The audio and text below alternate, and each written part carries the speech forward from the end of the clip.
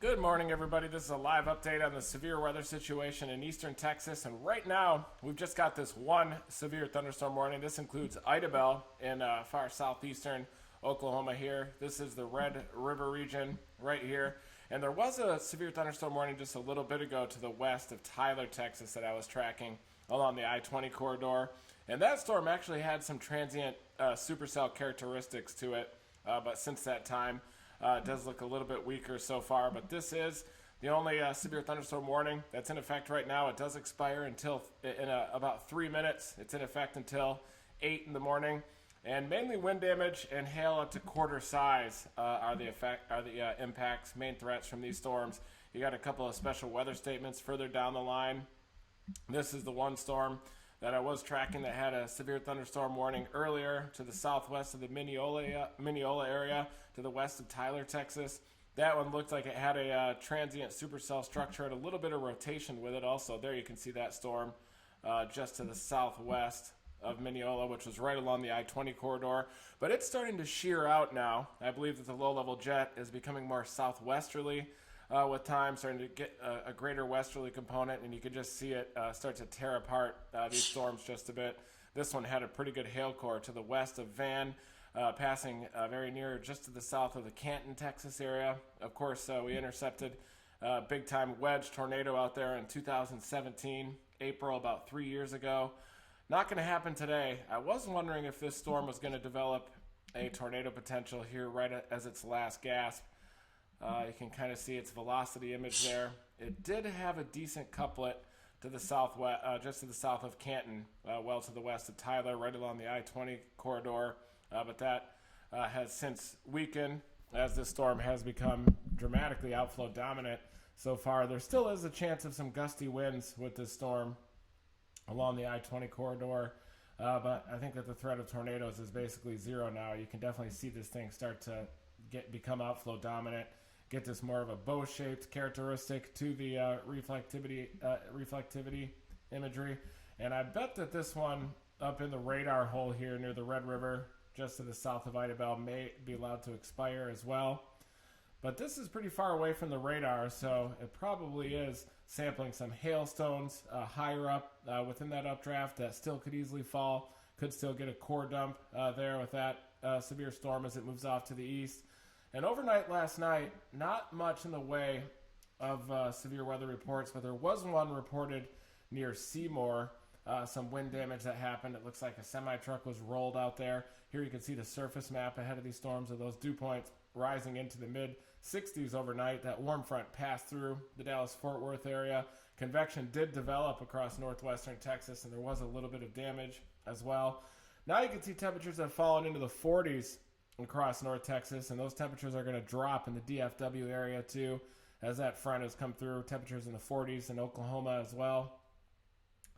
And here are those reports overnight last night, just a couple of reports in northwest Texas near the Red River. A couple of reports this morning too of some very isolated severe weather. And there is a report of a semi that was blown over, a carport damage, looks like a barn destroyed, and also power pole snapped on State Route 205 on the north side of Seymour. And that time is estimated there by radar. And there was a little bit of rotation along the leading edge of that linear convective element there, kind of a little mini QLCS embedded supercell type of a pattern. And who knows, maybe there could even be a tornado confirmed with that once the National Weather Service gets out there and is able to survey that situation. But definitely a couple of reports, no substantial reports, except for that one on the north side of Seymour. Looks like a barn destroyed and some poles snapped. So there is a potential that there could have been a tornado there. And that is as that warm front lifted off to the north, eventually catching that convective line. And that was just after 6Z, so a little bit after 11 p.m., just when we thought those storms were going to initiate there to the west of Dallas-Fort Worth.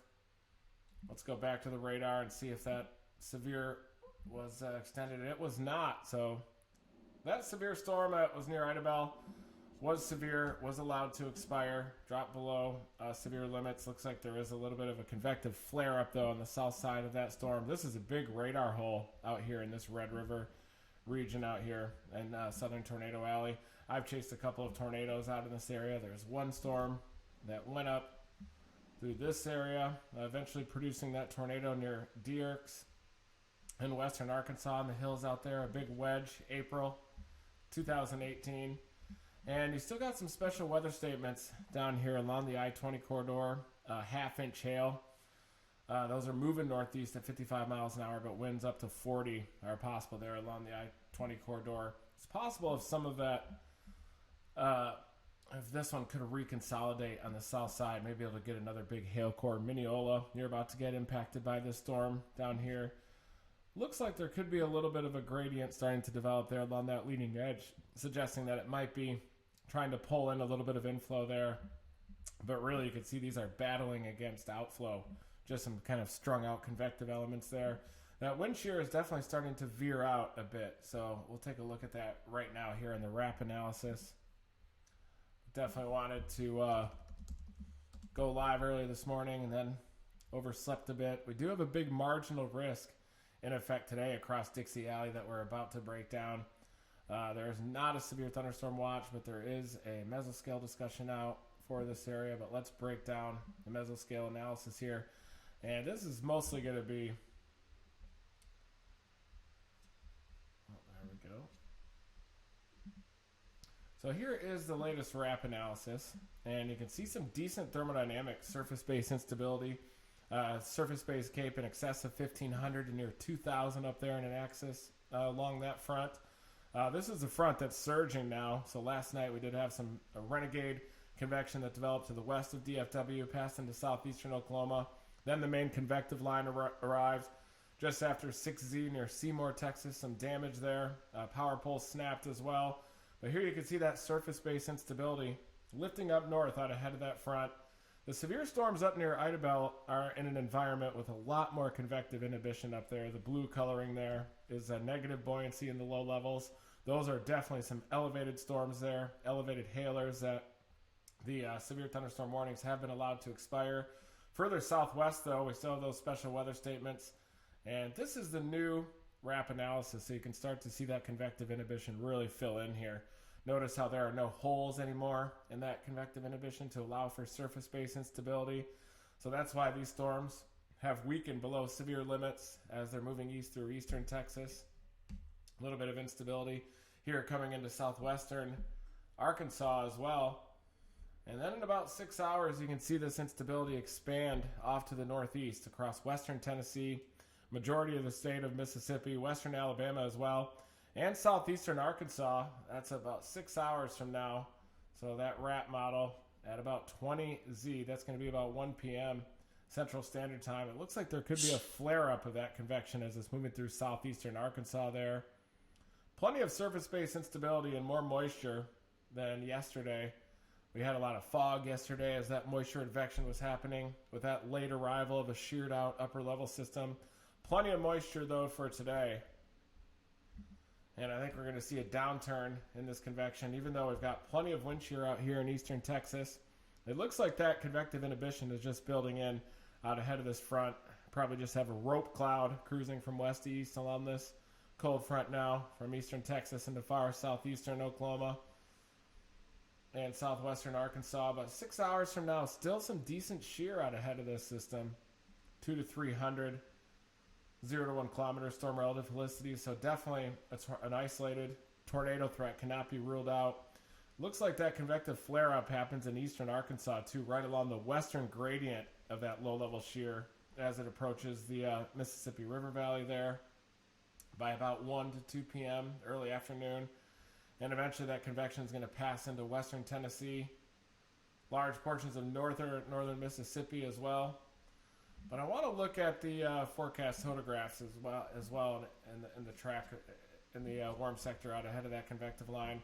As this storm is getting a little bit more organized near the Mineola area, maybe trying to back build down toward Lindale. Eventually you're going to get that convective line. Probably see a beautiful shelf cloud approaching from the west. Usually these shelf clouds look more beautiful in the morning hours and you get a little bit of low-level stability. But these storms did look like they were a little surface-based earlier to the south of Canton, and now they've definitely regain more of an elevated appearance as that convective inhibition is building in. But now let's start looking at some representative forecast soundings in this area. A couple different ways you can do that through radar, using the VAD profile. autumnsky.us is a great website to do that. Or we could use HRRR or short range forecast model soundings. That's also another option. Here you can see the 12Z initialization of the HRRR, showing that swath of snow dominating western, northern Kansas into southeastern Nebraska. Roads are starting to deteriorate already across Lincoln, as I saw this morning.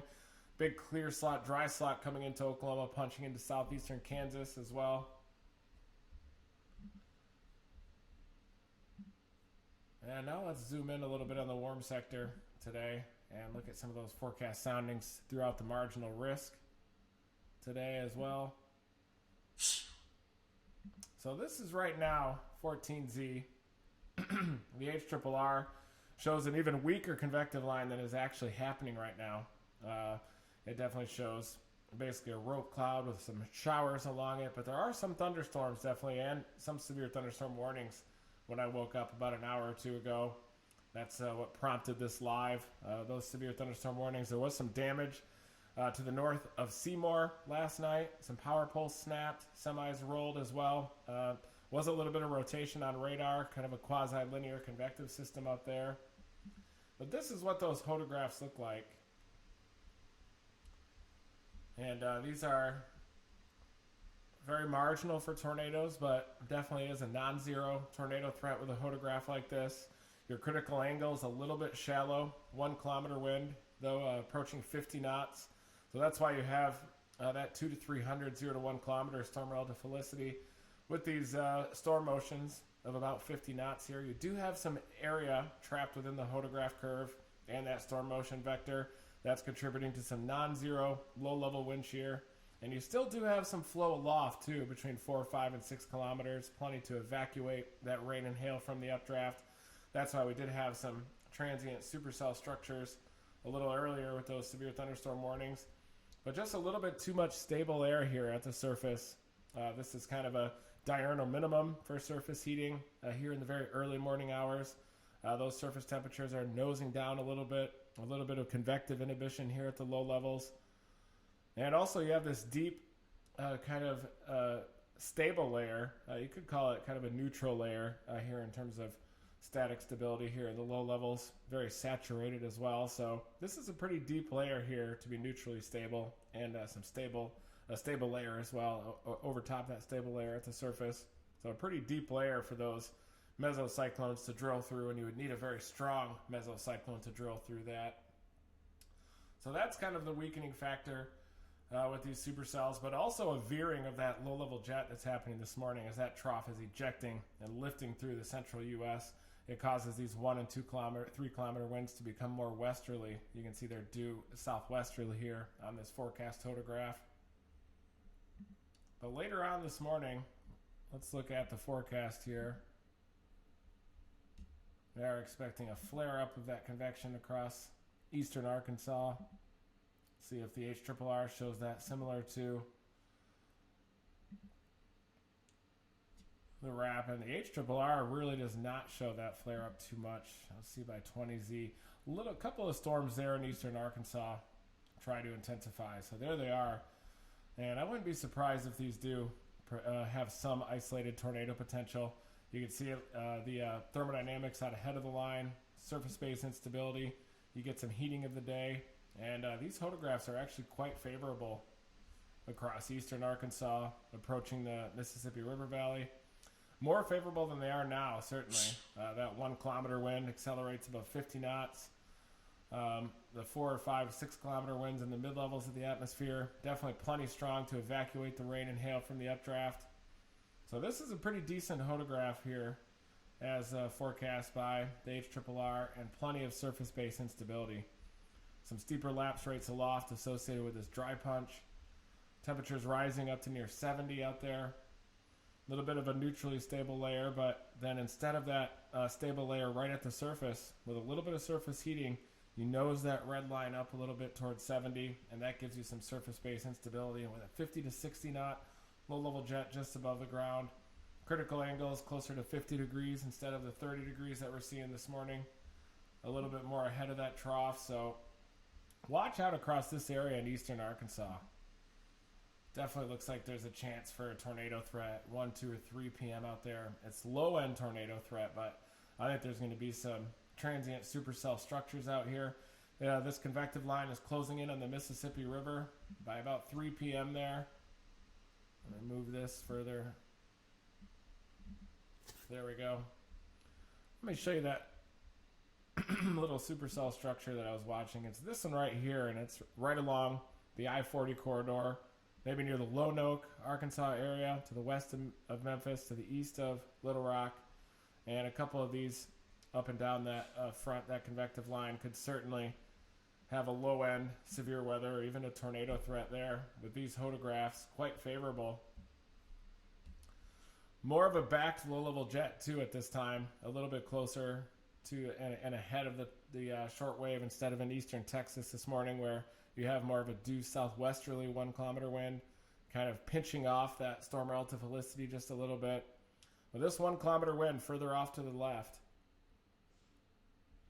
pretty good soundings today across eastern Arkansas. Let's look at some of the parameters out there. The storm relative helicity in excess of 250 out there, even approaching 300 where there's some low-level stable air across northeastern Arkansas. But this is pretty decent here, co-located with that surface-based instability east of this convective line. The convective line is pretty north-south too here, so I think that these storms will be able to stay just ahead of it into that surface-based instability.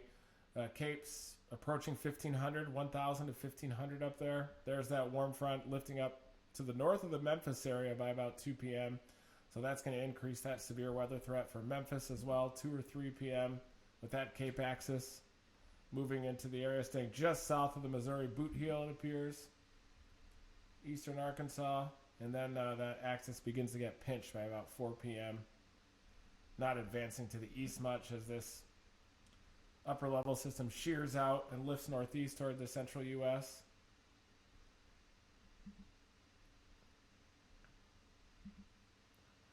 Let's look at the snow side of this system here, as we're just breaking down the HRRR this morning. Looking at the 10-to-1 ratios. Boy, look at that. Omaha really getting thumped. Using the words there of Bernie Rayno at AccuWeather. 12 inches, greater than that just to the southeast of Omaha, but at least when you're using the HRRR, usually you get some heavier snow on the northwest side of that swath. So just to the northwest side of that max, I think you could probably expand those snowfall totals definitely through the Omaha area. Certainly through Lincoln, and double-digit snowfall totals through Des Moines as well, but they begin to tail off to the east of that through eastern Iowa. We can track the surface low here.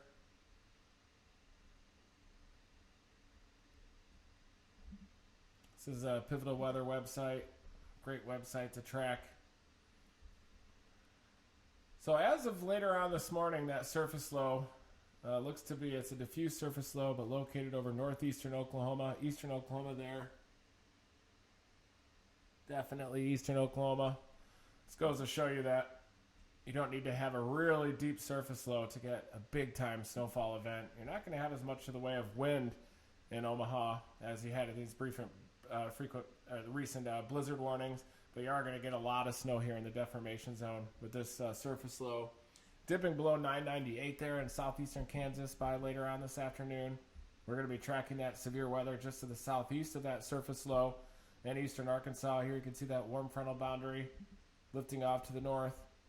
Straighten this thing out a little. Let's see what the 3-kilometer NAM had with that surface low. 3-kilometer NAM has that low a little bit further southeast. So the HRRR is trending to the northwest with that surface low track. That's according to the 6Z. Let's look at the 12Z. And don't look at necessarily where it's plotting that low. Really the low is going to be up here according to 3-kilometer NAM. Of the 12Z, it looks like it corrects a bit. Slightly stronger surface low on the HRRR, but let's see what the NAM shows. The new 12Z NAM that's coming in hot here. 3-kilometer NAM. And we can look at the Kuchera, see if it factors in the thermodynamics. It's a little bit higher than the 10-to-1 ratio, so they're expecting could be a little bit greater than 10-to-1 ratios up there. If there are, then we're going to see well in excess of a foot across Omaha, maybe some greater totals across north central Kansas where that snow is already falling, possibly approaching a foot as well across Des Moines area. And notice how the 12Z 3-kilometer NAM has expanded those heavier totals across the northwest side of this swath as depicted by the HRRR. The HRRR just doesn't show as robust of a deformation zone as the other models can show on the northwest side of these storms, right along where the sheared out 500 millibar vort track is going. Here you can see the regular NAM also showing that 12 to 18 inch totals here in north central Kansas through Omaha, through Des Moines as well. Beautiful swath of snow happening there.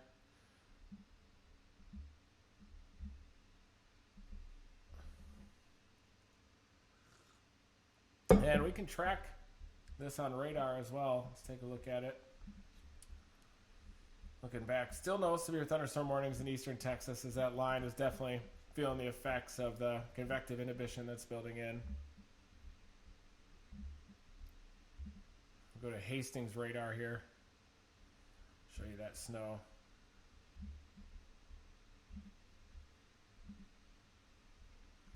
So here you can see the snowstorm organizing, just starting to move into the Lincoln area. North central Kansas is getting hammered right now. The traditional locations where we often drive north here during storm chasing season through the Central Plains, north of Salina, heading up toward York. York, Nebraska is definitely getting hammered right now by the heavier, moderate to heavy snow moving in. The heaviest snow right now is east of Mankato. It's about to move into Concordia and Bellevue, back toward Beloit. You're in the core of that heavy snow. You can see that yellow happening there.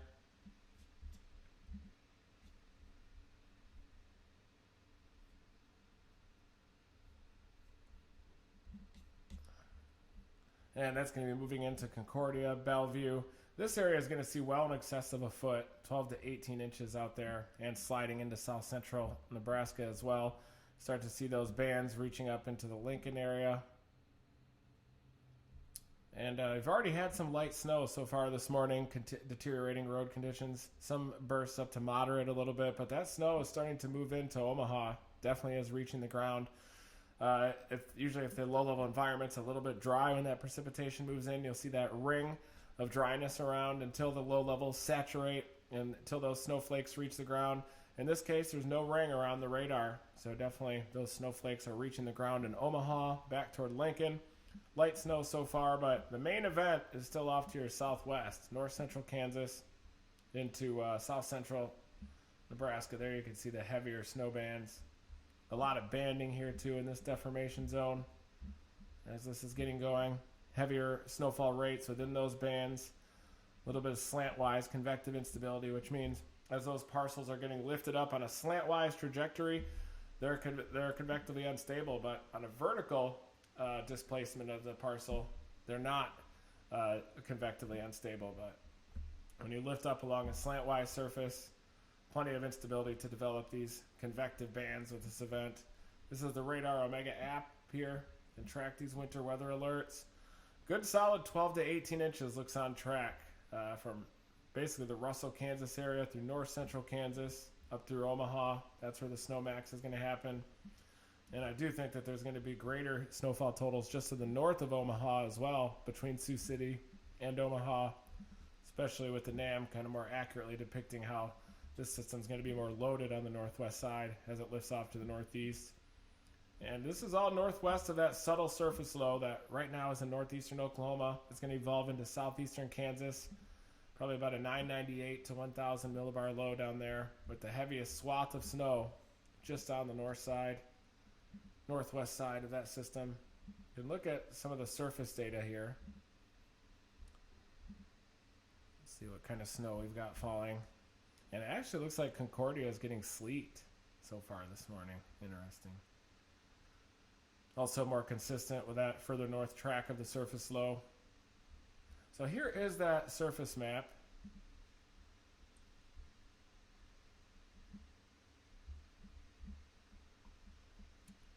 Definitely seeing some 3-star snow there, south central Nebraska, including the I-80 corridor. Moderate snow falling, visibility dropping to a half mile in Hastings if you're heading west on I-80 out of Lincoln. And even half-mile visibility in Lincoln right now, despite those weaker radar echo returns. Definitely visibility is dropping below a mile here. Lincoln through Omaha. Omaha 1 to 3 miles right now with lighter snow. And Concordia you can see is sleet and freezing rain. That's the freezing rain, that little squiggly line right there. Kind of surprising that a little bit of a warm nose has worked its way up ahead of the surface low and changed that over to some ice. But a little bit west of Concordia, getting some heavier snow back toward Russell too. Between Russell and Concordia near Mankato, some of the heavier snow. And that's going to continue to lift off to the northeast. But some temperatures are in the teens and 20s out here, so that's why the Kuchera snowfall maps are indicating higher snowfall totals in the 10 to 1 ratios. Probably going to see about 12 to 14 to 1. Maybe tight liquid or snow to liquid ratios out here in southeastern Nebraska. And that's why those 12 to 18 inch totals are definitely quite believable on the cold side of the system.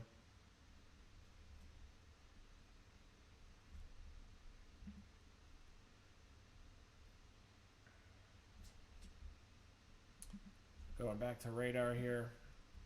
And again, if you're just joining us, we've been breaking down the severe weather threat this morning and anticipating some severe weather later on today. There's a large marginal risk throughout Dixie Alley, but it looks like the greatest severe weather threat, including tornadoes, is going to be across eastern Arkansas by about 2 p.m. to 4 p.m., 1 to 4 p.m. type of a window up there. And we are watching this precipitation, banded precipitation, pretty heavy snowfall moving in. Heaviest snowfall is probably just south of Hastings right now in this area. Concordia mixing in with some freezing drizzle so far this morning.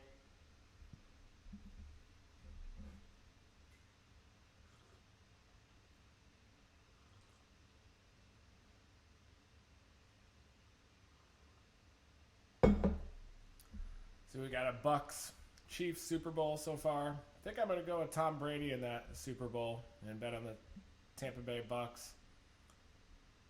I've been pulling for Tom Brady for 20 years as a sports handicapper, and I just think Tom Brady's going to come through, has what it takes. He's going to win the 7th Super Bowl. See, the initial line's at 3.5, but I expect that line to increase as we get closer to the Super Bowl, as a lot of people are expecting Kansas City to blow them out. But you can see here in Concordia, to the east of that heaviest band, with the lesser precipitation moving in, allowing that precip to change over to a little bit of freezing drizzle, freezing rain out there, light freezing rain, but still just west of Concordia, heading west on I-70. Some heavier snow falling there in some of those yellow areas. Out near Beloit to Mankato, could easily get in excess of a foot out there in the heart of that deformation zone. And those severe thunderstorm warnings in East Texas have been allowed to expire with that convective inhibition building in.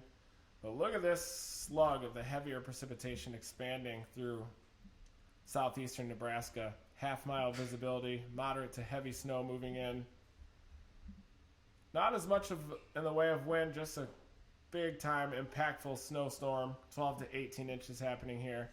And the surface map shows visibility in Lincoln dropping below a half mile now. So even though these radar echoes don't look as stout, there's definitely some decent snowfall rates reaching the ground out there.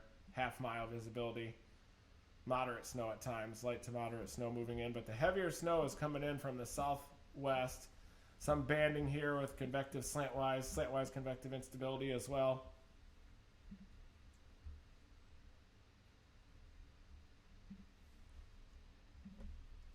And I haven't looked at the SPC outlook just yet. I just took a glance at that large marginal risk.